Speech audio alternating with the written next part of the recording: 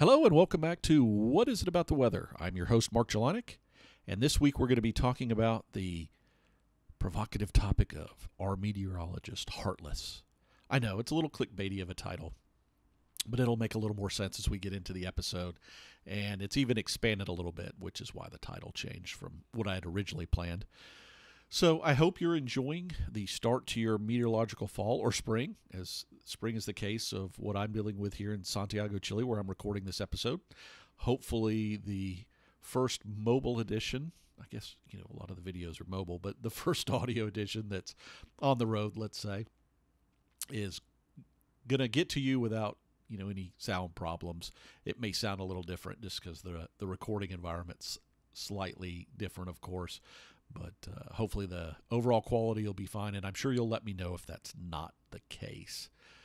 So since we talked last, I think the biggest story had to be Hurricane Hermine. Now, there's been a lot of weather in the last 2 to 3 weeks, I know. But this thing started out in the Atlantic as just a lowly, what we call an invest. And for those that don't follow tropical cyclones or aren't used to the terminology, we have these areas that the National Hurricane Center puts a little moniker on, and they're like 99L, and that circled back to 90L, 91L, and they go through the 90s. I'm not sure where the 90s came from. It really doesn't matter. But in any case, they go through these things, and it kind of pinpoints an area of interest that has characteristics that are showing signs of tropical cyclone development, or the models are projecting are going to. And so one of these things is tropical waves that come off the coast of Africa, at least for the North Atlantic basin, that ultimately become tropical cyclones. So they put monikers on these things because it helps, one, for tracking further in advance, even before genesis has occurred. And some of the models, the global forecasting models, can take that information and ingest it, and it helps improve their accuracy in terms of making a forecast about the potential development and where it might go, etc. So what started out as 99L, and again in the show notes you're going to get kind of a cross-section of things that were happening well before it was a tropical cyclone, and the challenges that were going on, because at times it looked like a tropical cyclone, and other times it looked like this thing will never become a tropical cyclone. But that's the nature of these things when they're in the pre-formation stages. So it went on, and in Twitter and social media, and you got to understand that for the last few years we've kind of been into this lull of storms not necessarily getting to the United States or land areas, and the big kind of era in the Atlantic that happened around the mid-2000s was really before social media had really kicked off, and in some cases didn't even exist yet, depending on which one you're talking about. And so 99L was just talked about and tweeted about and Facebooked about. I Snapchatted about and Instagrammed about, and you name it. Something was done about it. And it led to a little bit of what we call, and you've heard me mention before, storm fatigue, because people were kind of tired of talking about it when this thing was finally getting close to developing. And as somebody said, this is probably the most tweeted, non-tropical cyclone that we've ever talked about. So it did eventually form, of course, into a tropical depression first, and it seemed to be like in that state for a while. And that's a bit unusual. We don't usually see these long-lasting tropical depressions, but it kind of sat in that state. And then as it moved towards a landfall, kind of in the area of where the peninsula and the panhandle of Florida, where that transition takes place, it ultimately turned into a hurricane before landfall, and it tracked up interior over Georgia and South Carolina, North Carolina, and so on, and before it reemerged in the mid-Atlantic. So here we had one. There was all this talk and chatter before it was a storm, and then as a storm in the Gulf of Mexico, above tropical depression strength, it really wasn't that long. So that part was kind of short-lived. But the other thing that came about with this was the chatter around what's it going to do when it breaks out into the mid-Atlantic, because it was going to go back over water. Now, for those of you in my audience that don't necessarily know the U.S. geography as well, so the Mid-Atlantic is kind of where we talk about Virginia, kind of Maryland, Delaware. These states may or may not mean anything to you, but it includes cities like Baltimore, Washington, D.C., Norfolk, Virginia. And it extended up into the New England states and areas like, the state of New Jersey, but the city of New York and the city of Boston. So some of those names may mean more to you. But in any case, there was a lot of real potential risk with this storm, while not being in a tropical state, being a risk to these areas. And so it did reemerge, and this was also something new. The National Hurricane Center is now still tracking these storms. This is kind of an aftermath of Sandy, and when it was transitioning right around landfall, that some new policies, I guess, that are in place and how it's being done. So they were still tracking the storm and issuing advisories, but there were also all these advisories like showing up on my cell phone where I was getting all these hurricane alerts, and I think I got a half an inch of rain from the storm. But just even getting through these messages was a bit painful, and so there's still some learning curves there. But I do think it's a good thing that we're kind of tracking this as a single event, making it a little easier. But there's also been some backlash about the forecast that was issued over the U.S. had their Labor Day weekend last weekend as the storm was going through, and there's been a lot of complaints that the weather was fine, yet it had been forecast to potentially be really dangerous. Now, there were still dangerous surfs and wave and riptide information, so there were really some risk involved. But it's just another reminder, and I think this will be a good case of how we can continue to improve how we communicate forecast in these sort of situations to make sure that the risk is properly communicated. And, quite frankly, I know it's a big money-making weekend, and money was probably lost because people stayed home. But what if the worst case had come about? And you can't always live around the worst case, but you do need to think about it, and you do need to plan with some level of understanding. And there was real risk, and some of the things that were forecast did take place, even if the weather above seemed to not be an issue for the people in those areas. So, as always, it's not always 100% right. We've been through that before, but I would rather have a forecast and issue a forecast that conveys the real risk so that people, again, can make those decisions accordingly. All right, enough about, I could get on forever about that topic. And actually, I could get on a long time about our main topic today, which is our meteorologist, Heartless. Now, originally, I was going to be talking about adrenaline junkies and storm chasers and that whole mix there, but I think the topic is really a little bit bigger than that. And the reason I say that is I know even myself, most people that get into the field of meteorology had a love for weather in some way, shape, or form. You heard in the first episode where I mentioned my love for winter weather. For some people, it is hurricanes. For others, it's severe storms. But whatever it is, that awe and that amazement and that really it is somewhat of a joy experiencing these events is what drives us. And keep in mind that drive is helping improve the science and improve the warning systems. And so in contrast, we're trying to keep people safe. So no, meteorologists are not heartless. And I will tell you, even though most of my forecasting has been involved in the commercial space, that I still forecast and was even doing so as Hermine was bearing down on Florida and actually emerging in the Mid-Atlantic. I had family that was up in the Outer Banks of North Carolina, some islands off the coast, and they were dealing with it. There were a couple tropical disturbances in the area.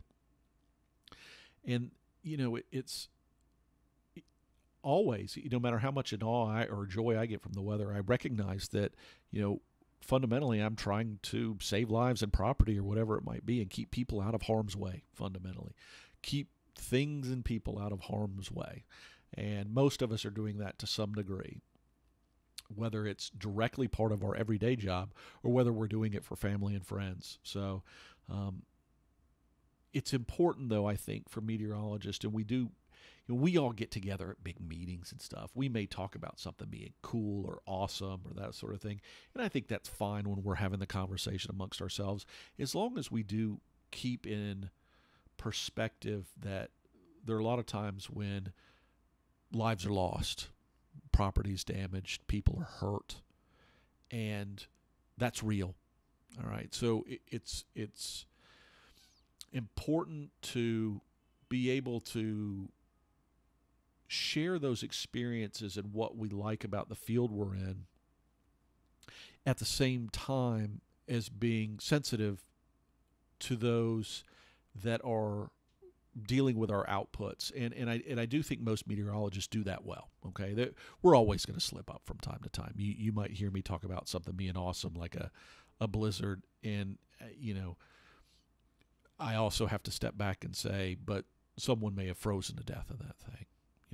But hopefully my love of winter weather and snow and all that stuff makes me a better forecaster and helps me to keep people out of harm's way, and that I'm doing my best to keep that perspective when I'm communicating. And I think you'll find that. And actually it may make meteorologists seem more heartless because they try to be more objective when they're communicating with folks so that they are keeping folks out of harm's way. Now, what is this?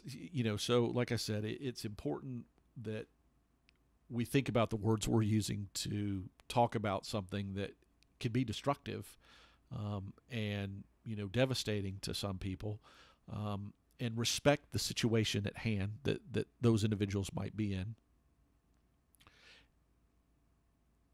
What does this have to do with just everyday life and other ways people in the field of meteorologists interact with the public? And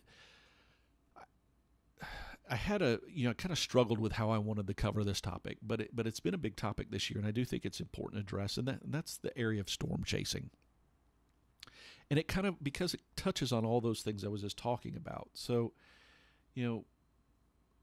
as I was researching this, I realized that storm chasing, which used to kind of be a U.S.-centric thing, because it was really focused around tornadoes, but it's grown well beyond that. There are people that chase tropical cyclones, as an example. There are people in other places around the world that chase different type of storms. Not everybody has access to tornadoes, nor do they want access to tornadoes, but they may chase, blizzards or just severe weather in general. And the people doing it, generally, those folks who chase storms in any way, shape, or form, I think you'll find love weather.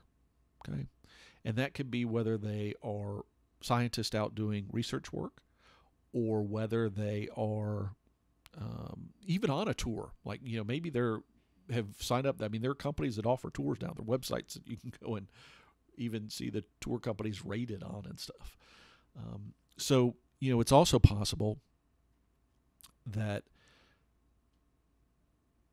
they're just an everyday person that happens to enjoy weather. I mean, you're listening to this podcast. You find weather kind of interesting in some sort of way, whether you listen to this podcast or others that talk about weather. I mean, a lot of people are intrigued by weather, fascinated by weather, enjoy weather, and I think that's important that we all do. And like I said, as long as we keep perspective, I think it's okay to enjoy weather, even when it's severe, and make it part of what fulfills you, right?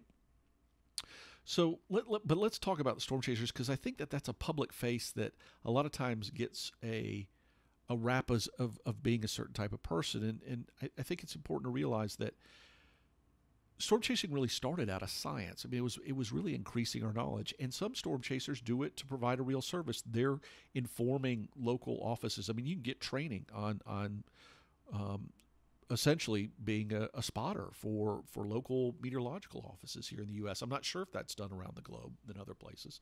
I would like to think it is. So those individuals, that could be just people, and again, maybe it is somebody that has a real interest in keeping other people safe. But fundamentally, they probably get some sort of excitement or joy or just kind of in awe when they go out and do storm chasing. So you got people who run tour companies, and some of them are meteorologists, some of them aren't, okay? But, some of them are photographers, some of them are covering it for news. And I even know people that take vacation. They're meteorologists that graduate together, and they come back later, and they do these tours together. I know another meteorologist that I've worked with in the past who runs a chase group every summer typically for people at his students at his university, and use it as a teaching moment. And while you're not going to understand the equations better or necessarily the science better, there is no doubt that when you experience weather firsthand and you get a grasp of what's really going on and the scale and the magnitude and all that stuff, it impresses upon you in a way. And this is true with learning in so many different ways. I mean, hands-on is always more valuable, right? It's so much different than in a textbook environment. So there's all these types of people, right, that chase storms. And this includes people that are in it for the adrenaline. And I will say that as I was watching and as I was researching this, I'm going to stay out of the name calling. Or there are some people I know that chase that I even heard one referred to as their Twitter account. Had a tremendous, even their Twitter account had a huge ego or something like that along those lines. And so, and I've heard others say that, it's the next one and you want to do it, you get hooked and you want to do it again and again. Well, I can also tell you anything that you get hooked on, I don't care whether it's storm chasing or whether it's a drug of some kind. We all know that if you're addicted to it in that sort of way, that the next time needs to be bigger and bolder, and that's true with so many things that folks do and get kind of lured into. It's like playing a game. If it's a boring game or it's kind of the same ending all the time, you're going to stop playing it pretty quick. But if it keeps doing new things or keeps pushing you to the next level, then you'll keep doing it and it'll keep you engaged. And I do think that that's a risk in storm chasing. And I hope people that are in it that are doing it for, I know some people do it. I know there are people on YouTube and they're selling their videos and stuff, but I will tell you, people are really making a living at storm chasing is not something that's really done. Now, you might be able to supplement an income if you're really good and that sort of thing. But I do think that that's that line where people need to be careful. But I'll also tell you that if you look at all these things, there are a great many benefits to storm chasing, right? I talked about spotters, and having people out there giving real information is useful. All right, it gives you a more complete story of what's going on. Hands down, the science that we can gain, our knowledge with real experience is useful. There's also been some question, when I was thinking about the benefits, the communities that all these people flow into each year during, tornado season or severe weather season. It's debatable about whether it's a benefit in those communities. I think some of the communities would say yes. We appreciate the influx in revenue that comes in that wouldn't come in otherwise. So hopefully that's a benefit. But I could also say that all these people coming in and disrupting a normal routine. I know that there's others that would say that's a negative. And I am going to put in the show notes one of the interesting things. There's just been a lot of talk this year because we've got all these new tools, apps and stuff. And one of the radar tracking apps also can show where spotters are. And you look at these maps and you would think that there are gobs and gobs of spotters. And when you think about a dot that shows up on one of these apps, you got to keep in perspective how big the distance is that they're covering. But this is a big thing. There are hundreds on any given day in the season. There are hundreds of vehicles out there involved in chasing. And the real question is that a lot or what the danger is? So I think, like I said, I think benefit-wise, some of the communities appreciate the influx in revenue, but it also isn't necessarily consistent because people are going where the storms are. So unless some corner grocery store is a gas station happens to be at the crossroads of where all the action takes place, and I think there probably are some like that, it's not a consistent revenue stream. Potentially, if these people are not going back to the same community's end of day. So again, maybe some pro there. Maybe, again, others might say, well, I just wish they'd stay away. The show notes I'm going to give you, you've heard me mention the Capital Weather Gang before. There was a couple of articles that have been written this year on this very topic, on either side of this topic, because one of the people who wrote it does do storm chasing and does photography work out in these storms. And another one is kind of very opposed to it. And thinks that it's not benefiting anybody. Now, I will say that hopefully the people that are doing it for science, and this is a real concern, that if there's so many people that it's interfering with the scientific research, I got to start questioning, you know, is it becoming overpopulated? But again, I can argue on that on all sorts of things. The amount of people climbing Mount Everest. You can look at about anything and find that things get pushed to a max limit. And so I don't know if we've reached that limit. But there's a real risk going on here, clearly, right?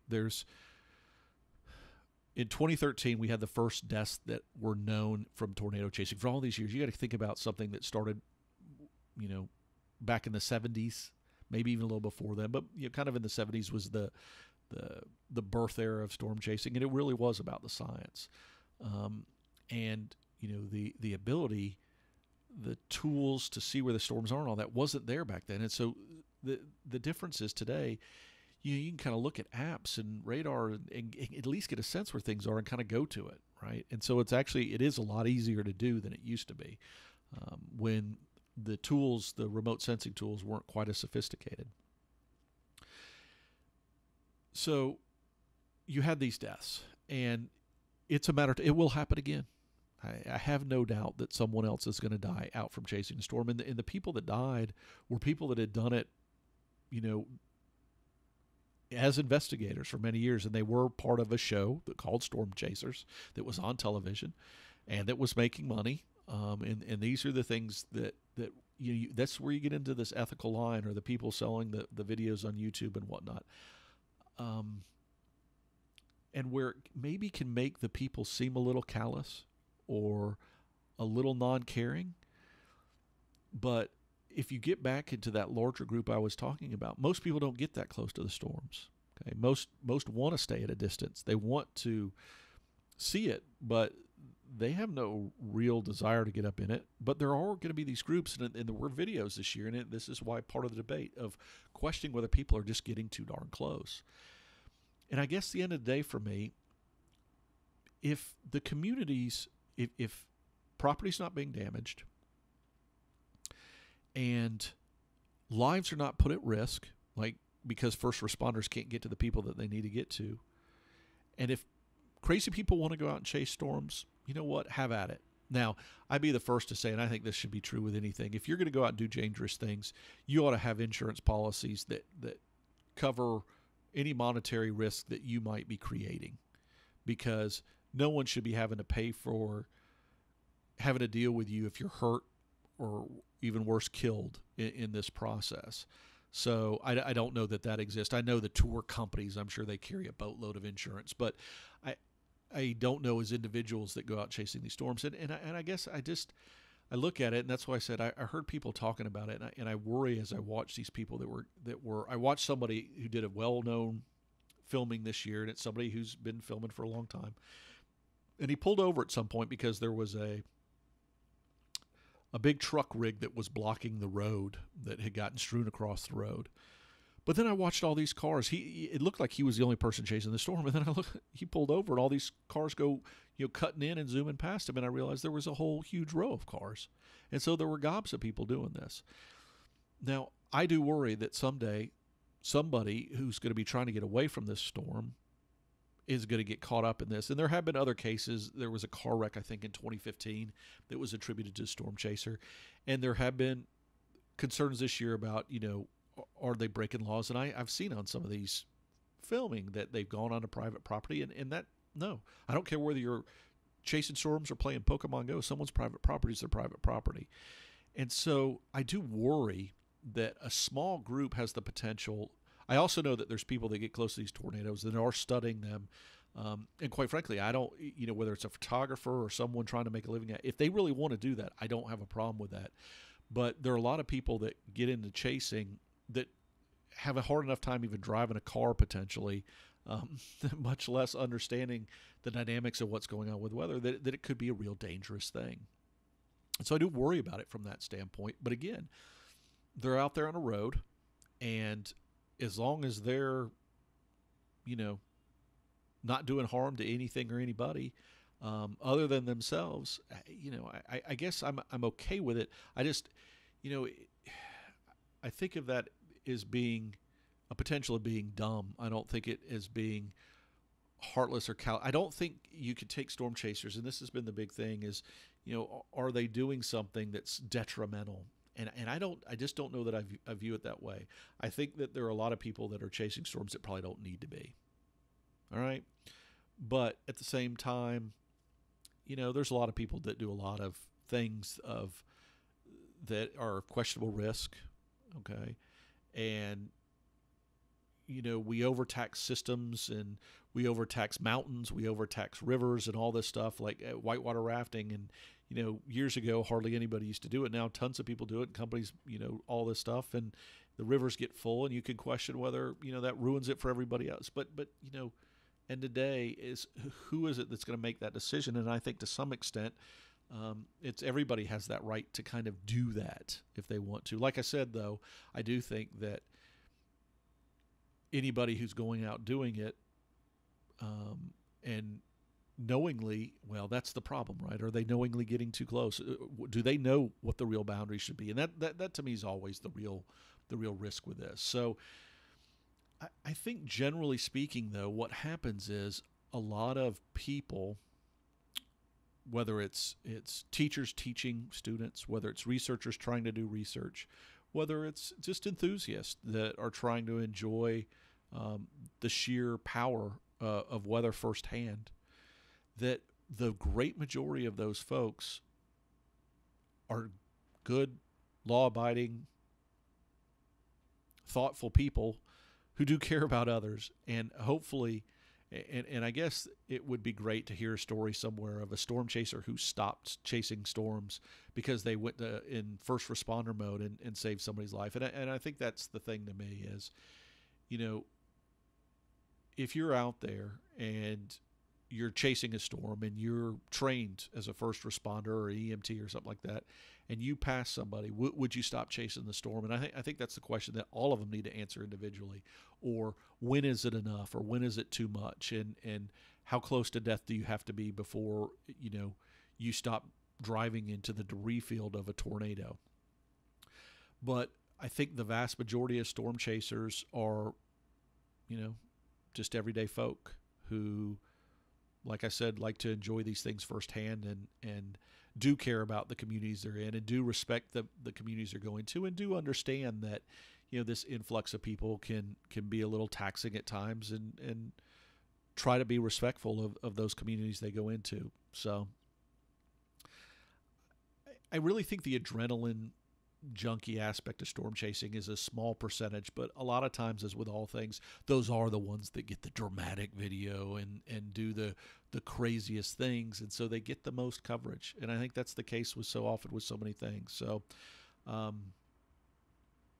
don't know. There's been talk about regulating storm. I don't even know how you would actively really begin to do that, but I think as with all things, that the storm chasing, if you want to call it community, because there's online groups and whatnot, just needs to be cognizant and respectful of what's going on. And I do think the vast majority do. Okay, I don't think that the vast majority are out there trying to make a name for themselves or, unnecessarily going to risk their life in the storm chasing process. But there are some that will, and that's not going to change. It's never going to change. I don't care what regulations you put in place. There's always going to be some group of the folks pushing the envelope. So, one, not all storm chasers are meteorologists, but even if you exclude the non-meteorologist folks and really narrow in on the meteorology aspect of it, that most of those folks, I think, are out there to improve their knowledge, understanding, and commune at some fundamental level with others in these events that drive them to hopefully do a better job at saving lives and improving our understanding and knowledge of what's going on. So I guess I'm, when push comes to shove, I'm not opposed to it. I think with all things, there's always people that push the envelope, and you're not likely to be able to change that. So No, meteorologists are not heartless, and you knew I wasn't really saying that when I got started with this. But, um, I welcome any sort of feedback, whether it's from storm chasers or whatever, or other people that have a different opinion. And like I said, I read some articles. I'm going to put some in the show notes. I don't know that end of day that there's so many people doing it that it's endangering people. I hope that there's not. And the articles I read have pointed out to some potential areas where it has. And unfortunately, I also think it's always going to be a few bad apples that spoil it for everybody. And I think that that's more likely what's going on here versus the chasers I've seen. Like I said, most of the chasers I've seen, when they see a tornado, it's usually so far away you can barely see it in the image. So I think most of them are safe. And I think most of them, if a road is there out in the middle of nowhere and, 80% of the time it's hardly used, what does it hurt if on a few days a year it actually gets used and it's more heavily used? I just don't know that it's causing problems. But again, if you know anybody or if you want to offer an opinion, what is it about the weather at gmail.com? Give me the feedback. If someone wants to take me to task on this or really feel strongly that I've taken it too soft of an angle on this, I welcome that feedback. So there you have it. We could talk about this for days, but I really should wrap up. So, interesting tidbit: as I sit in South America, the myth: does the toilet flush in the opposite direction? The answer is no. Coriolis effect, which is what people try to employ when they're talking about this, is at large scale, but it is what makes cyclones spin counterclockwise in the northern hemisphere and clockwise in the southern hemisphere. So keep that in mind. We're going to get into the radar apps and then the rain forecasting apps in the next couple episodes, hopefully. And until then, the places to get me. What is it about the weather.com, Twitter, Instagram, Facebook, all those other places. You can find all that on the website, of course. And as I always close, rate, share, validate, and pledge. If you use an iTunes or some sort of aggregator that lets you rate the podcast, please do. Share. Keep telling people about it. It's because of you that we keep going places. Validate. Feedback on this episode, any episode, show ideas, whatever it might be.